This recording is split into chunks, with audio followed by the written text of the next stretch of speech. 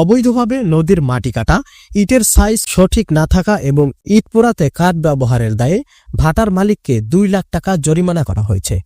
বৃহস্পতিবার বিকেলে বরিশালের গৌরনদী উপজেলার বাউরগাতি এলাকার MSS ইটভাটায় অভিযান চালিয়ে ভাটা মালিক আল মামুন খানকে ভ্রাম্যমাণ আদালতের মাধ্যমে এ জরিমানা করা হয়।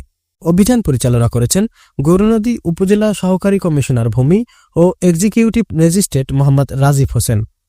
পরে ফায়ার সার্ভিসের সমন্বয়ে পানি ছিটিয়ে ইটভাটার কার্যক্রম বন্ধ রাখা হয়।